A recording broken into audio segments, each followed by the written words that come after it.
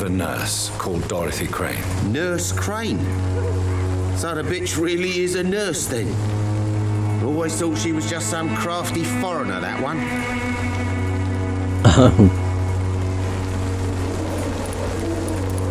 What? I'll blame the migrants. I don't know if I want to say she's an excellent nurse, because I don't really know much about her.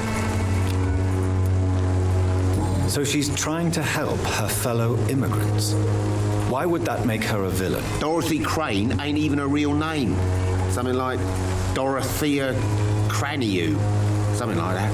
Came to England fleeing the war, I was told. That doesn't explain why she irritates you so much. Your precious Nurse Crane gives away medical supplies and prescriptions for free. I offered to sell it for a fair cut, but no. Miss Crane wanted to play the quiet saint. That is odd, though.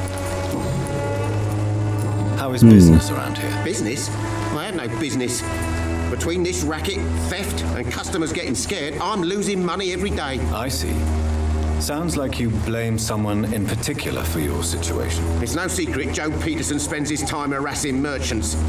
But with me, he's trying to put me out of business once and for all. Oh. Joe Peterson just looks rough. As a merchant, you see Whitechapel every day. Have you noticed anything out of the ordinary recently? Well, you mean besides the epidemic, the war, and all the usual crap? As long as I can remember, this part of town has been a bottomless pit, and no sign of the bottom yet. Violence is increasing in the borough. Yeah. A few nights ago, some blokes jumped me. Came out of one of the condemned workshops. Fever, madness, something like that. Where did this happen? Why did you go there? In the closed workshops nearby. I worked there as an apprentice in better days. Now I only go to find trinkets or tools. Too bad I was mugged, though. There was good money in that little box of loot I lost. Have you been hurt? No, but that's only because I ran like hell. Those men were raving lunatics, I tell you. Not even able to speak anymore, just screaming. Sounds like you got lucky. No. Goodbye for now, Mr. Lewis. I'll be back. Who else is there? I know it's hard. Where have I not been? God, Whitechapel's huge. Oh, that's Darius Petrescu. Oh, there's Joe. He's having a piss. He also pissed. Excuse me, sir. I have a few questions for you. Another journalist? I didn't answer the first one, so piss off! I'm not a journalist, I'm a doctor. A doctor, you say? It's quite a rare breed in this part of town. Really? But still, here I am. Dr. Jonathan Reid, at your service. I'm Joe Peterson to some, but Colossus Joe to most. And I don't remember asking for your service, sir. God, everybody's such a dick. Have you heard of a nurse named Dorothy Crane? She's a colleague of mine and is supposed to live around here. Dorothy Crane? Yeah, I know her. One of the few good souls who dare to help the sick around here. Could you please tell me more about her? She's a nice girl. Tries to help the migrants. I offered to give her a hand, but she said my reputation would attract too much attention. Well, you do work for the Wet Boot Boys. May I ask what you do around here? I do whatever I want, and sometimes even more. Now sod off. How did you become the local bully everyone is afraid of, Joe? There's no pride in roughing up poor bastards. But this is the only job I've found. And it pays well, too. A job? So you're racketeering for someone else? I got enlisted by the Wet Boot Boys, a gang from the docks. I'm their muscle for their dirty work. You are a criminal who endorses criminal activity. The least you could do is stop hiding behind this pretense. I don't care what you think, sir. I do what I have to do for my own reasons, and that's that. I'm not sure Mr. Lewis would agree with your by all means necessary philosophy, sir. Oh, do you really think he's the poor victim here? Barrett can be as sneaky as anyone. Long ago, I even called the bastard my best friend. Oh? According to you, physicians are scarce in this part of town. Why is that? Not familiar with this neighbourhood, are you? I guess your fancy colleagues are too afraid of being stabbed in the back. This part of town does have quite a reputation. would you say it's justified? Totally. Look at me, for instance. I always look my opponent in the eye before knocking him out.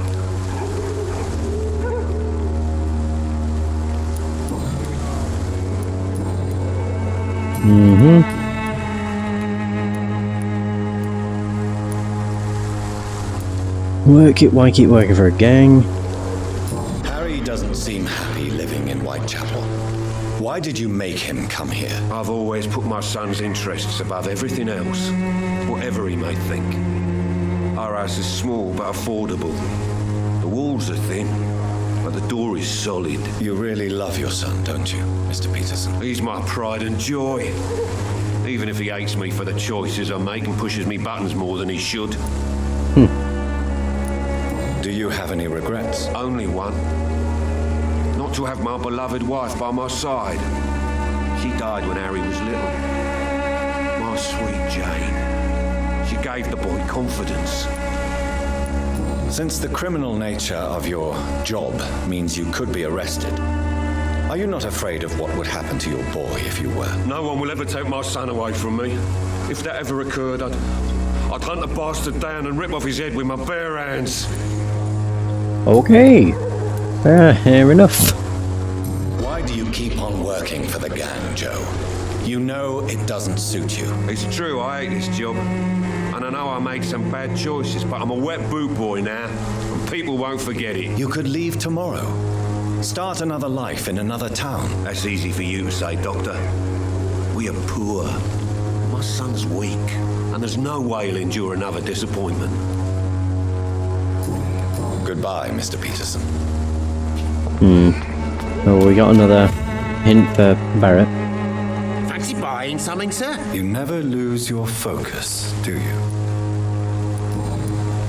Ah, Joe Peterson. He's the villain here, isn't he?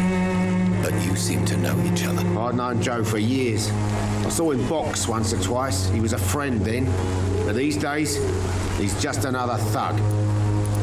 What can you tell me about Mr. Peterson?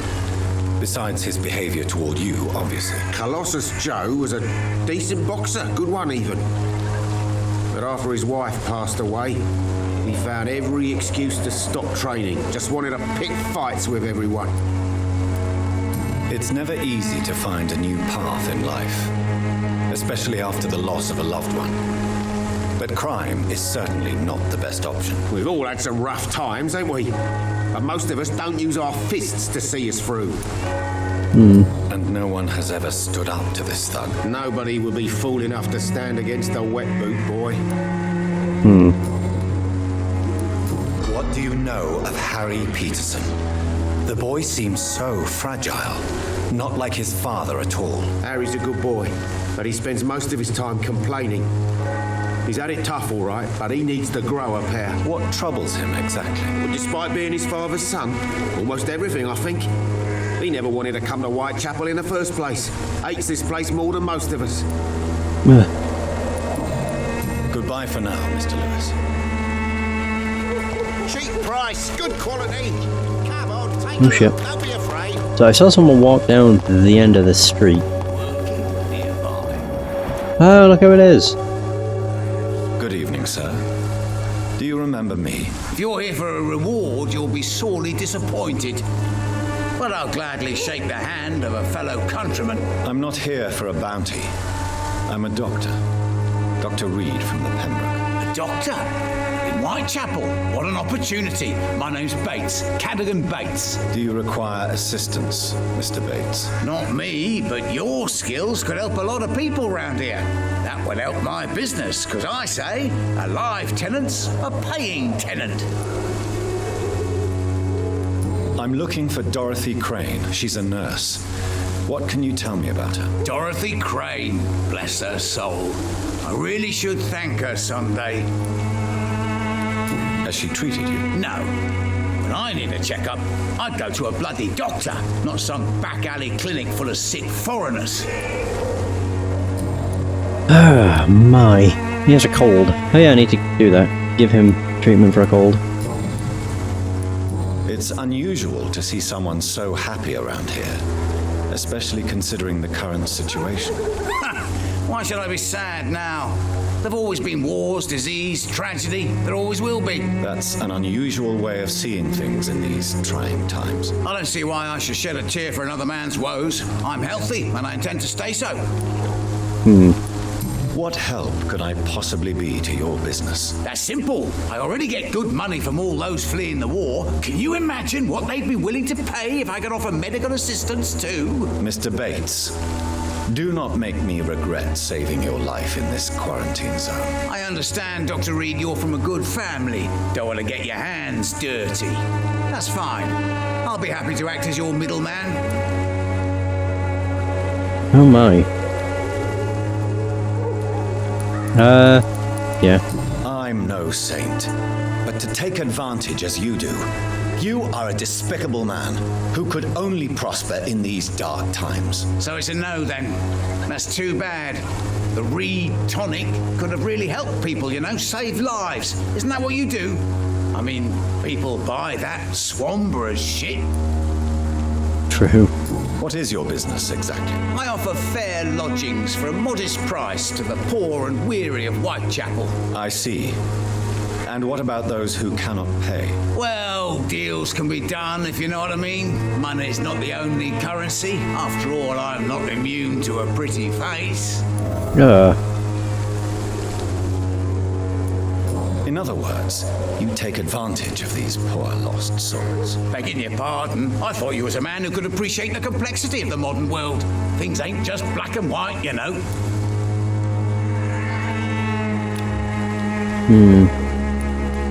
Tell me, what's your honest opinion of the increasing violence in London? People are just beginning to discover what we've always known. This city's rotten to the core. They just took their bloody time to wake up and notice it. What do you mean? People are acting like the violence is news. But it's always been savage down here. It just bubbles to the surface every now and again. You seem to have recovered well since your attack. Do you ever think about what happened to you? Not much. It was a fucking nightmare. Savages, absolute bloody savages. Their appearance. Jesus. It made me want to puke. You'd better not come back here. I won't be around next time to save you. I want to know everything about the recent violence, Cadogan. And I want the truth. Well, rent may be a bit high, and yeah, I've had to evict a few people. But that's business, isn't it? Take this as my final warning. You will not profit from the misery of others. Business is one thing, but what you do is quite another. Really? What you gonna do? You ain't from here. You ain't Whitechapel, Doctor. You wouldn't know the first thing about playing dirty, even if you wanted to. I could mesmerize. I just don't think he's worth it. I'm looking for Dorothy? Oh. Tell me truthfully, why are you so thankful? By keeping my tenants alive, she's making me a rich man. Every month they live, it's more coin in my pocket. Of course. Goodbye, Mr. Bates. Good fucking riddance. He's very tempting. He's not worth anything though, that's the thing.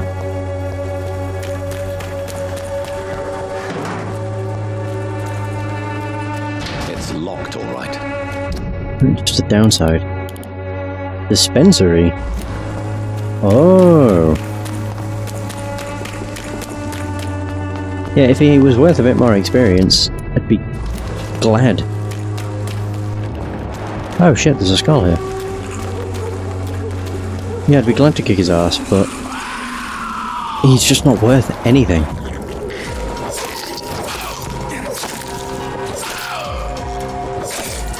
Which is a bloody shame. Because it's making me think, like, is he even going to be worth it? I'd like to get rid of him just because he's a scumbag. In so many ways, but I'd rather not have... Oh, fuck. Yeah, I'd rather not have the district suffer as a result of killing him.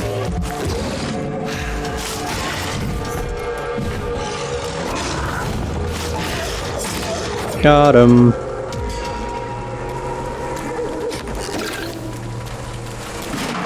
So there's a crew and exterminator. Oh, there's another one in there. Oh, good.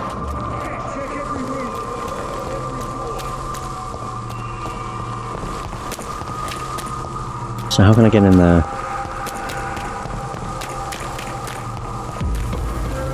Oh, okay.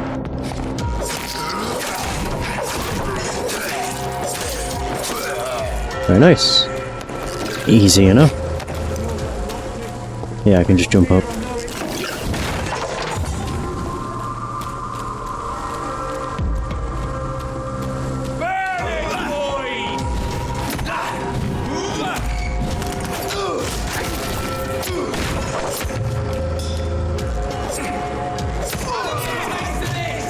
Oh god. Ooh!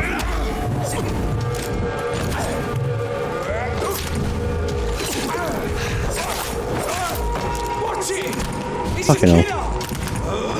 Yeah. I remember that bite does not do much damage.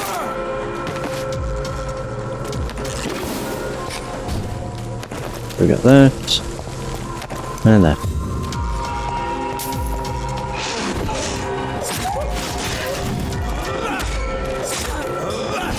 Okay.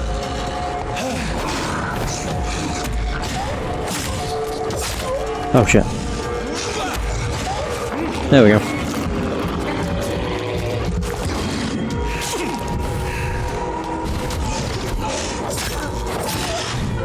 We got him! Holy crap. Ooh, that thing tore them apart. So they're quite easy when they're the same level as me, or slightly lower.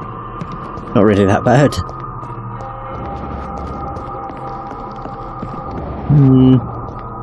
Is there nothing in here? Oh, it's just shillings. Thought maybe there'd be a note or something. Then again, there is the upper floor too. Yeah. Oh, and that leads over here. Oh. Doesn't really look like there's all that much.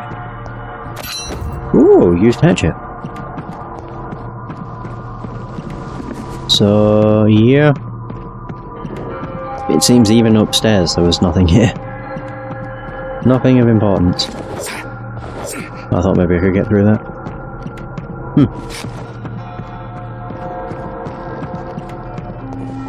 So, there's that. Oh, wait. Oh! This could be the box Lewis thought he lost. Lewis? Jane Peterson.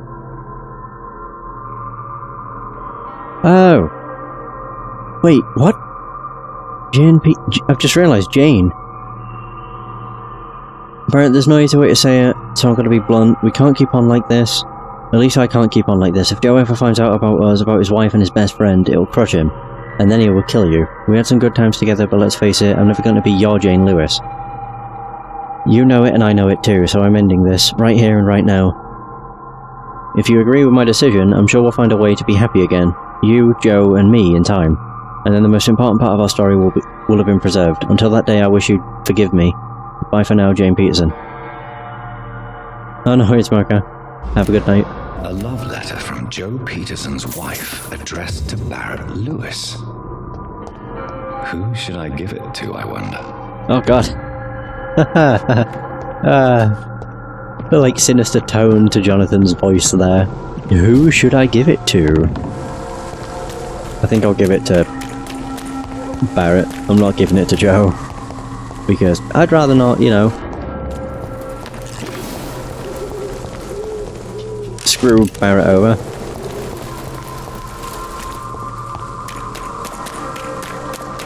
And then Joe would go nuts. Potentially nuts. Are we in the safe part of town again? Well, there's Joe. Fancy buying something, sir? You never...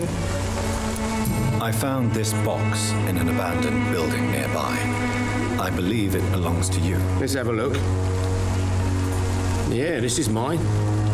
So, you faced those loons that roam around there. Extraordinary. I suppose I was lucky. Luck is a commodity round here. Yours should be properly rewarded. About this package, it's not just tools and trinkets, is it? I want to be rude or anything after your kind gesture, but it's none of your business. There we go. Barrett, you had an affair with Joe's wife, didn't you? Yeah, I did. She's the only woman I loved. My first regret is that she stayed with Joe after Harry was born. The second is I never shed a tear when she died. Did you ever try talking to Joe? Never. But I suspected he knew everything, even without knowing it. And he decided to make me pay in his own way.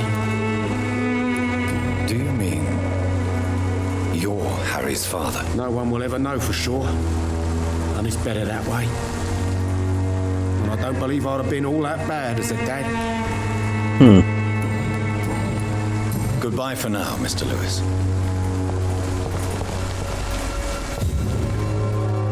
You again? What do you want this time? Oh, okay. Goodbye, Mr. Peterson. Oh, he's healthy. Oh, he's 4,000. Whoa. I've just realised the amount their blood quality is directly related to their mesmerise level. Yeah, if their mesmerise level is 1, they will give 1,000 XP. If their mesmerise level's 2, it'll be 2,000. 3, 3,000, 4, 4,000, so on and so forth. I really should have come to that conclusion sooner. Never mind. Oh, of course, there's something around here.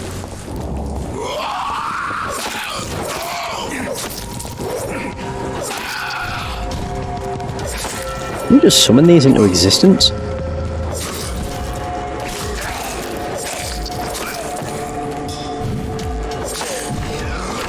Oh, of course. Oh, come on. I can't believe these things can dodge.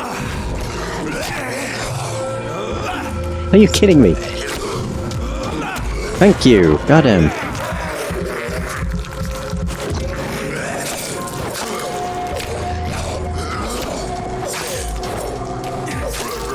Sheesh.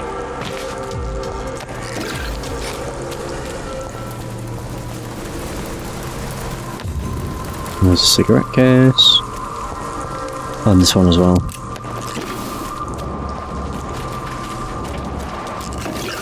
Really, how there's just skulls just roaming around behind the chapel.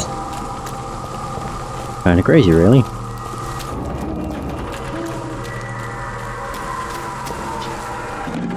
Okay.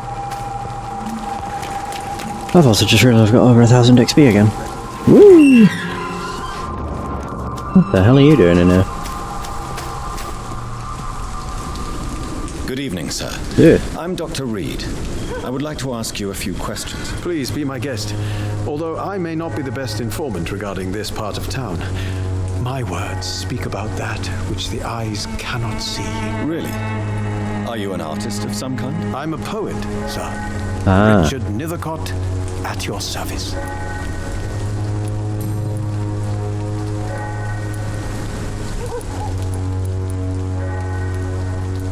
Yeah. May I ask what you're doing at this hour of night, sir? Do you live here? Not at all. I'm just enjoying the pleasure of a quiet walk. Though night talks are always preferable, if you ask me. Especially with strangers. That's kind of creepy. But are you not afraid of the epidemic? Oh, why should I? I see some equity in the Spanish flu. No flesh should be saved, say the scriptures. Good or evil, rich or poor, all are equal in the eyes of the flu. If you say so. But as a physician in a time of epidemic, I must caution you to avoid unnecessary exposure, sir. Thank you, Doctor. But we both know the seeker of truth has to go boldly where the weak dare not. Are you aware that your life could be in danger in this part of town? But this is where I must be to feel the real beat of the city. I had to come, see it for myself, alone. Okay. I understand your need for solitude, but it's not safe around here. I don't care. I don't have many friends, Doctor, and my family despises me. Oh. If some misfortune came upon you, who would be here to help you? Well, you, for a start, my dear Doctor. I mean, you're not wrong, I am a doctor. Oh, he's got a cold. Everybody has a bloody cold. Thankfully, I can check the, God, whatever you want to call it.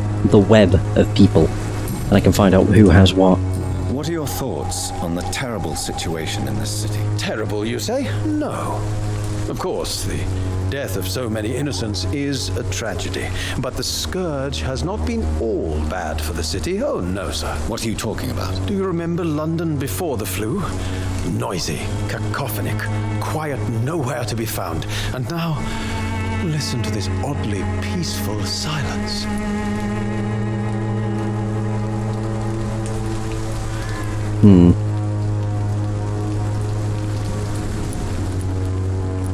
Peace. I mean, it is peaceful. Not really. You can hear the scar from like miles away. Yes. The enjoyable silence of the grave. You have a unique perspective on the situation, I must admit. Most people fail to understand my perspective. I don't blame them. But how could I call myself a poet if I veiled my feelings? There. Right, what else you got? Personal questions. Inspiration. Tell me, Mr. Nethercott, why seek inspiration in Whitechapel? The place is not beautiful per se, but how to explain it? Stirring and challenging.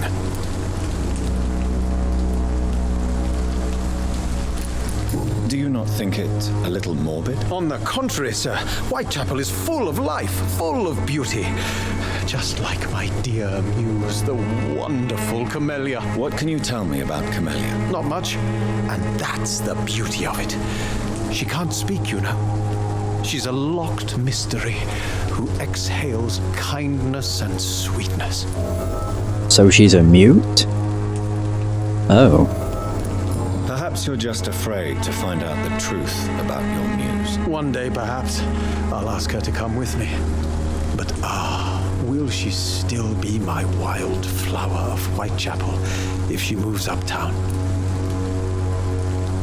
And have you ever tried to learn more about her? Where she lives, how she survives, whom she may know? Maybe I prefer she remains an enigma. Reality can be Pardon me. dull, don't you think?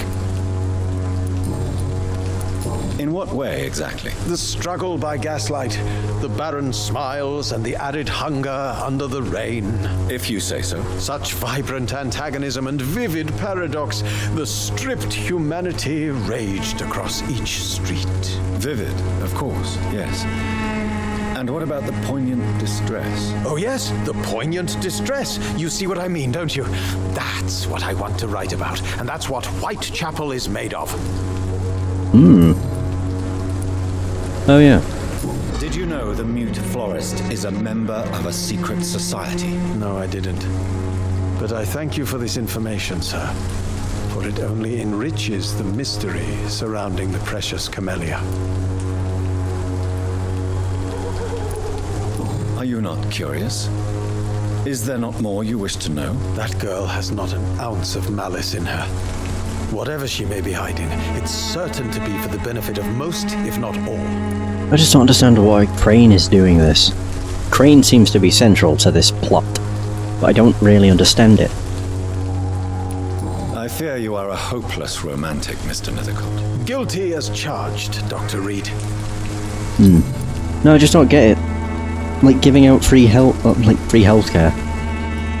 More so, free treatment to the residents of Whitechapel, it seems. And I just don't really understand why. Is everything? I'll leave you alone, sir. Alright, so there's that. Oops. Ooh, another box. Editor refusal letter. A.G. Morris. Dear Mr. Nethercott, thank you for sending your book to poem, Songs from the Defeated City, which we found as interesting and profound as we told you the first time we received it. Alas, in the terrible times our country is currently facing, you must understand that such title would be totally inappropriate for any publication. Thus, since you still refuse to change your title and demand the full publication of none of your works, I'm sorry to announce you that Sycophant Publishing chose the second option. Oh, G. Morris. Does that sound familiar? Good evening, Mr. Nethercott. And good evening to you. You don't really make a living from your scribblings, do you, Richard? No, sir, I don't. I work so hard. I put all my time, my energy, my devotion into the precise carving of words. Still, you don't seem to suffer from poverty. With thanks to my parents, actually. I'm afraid I would not be able to live on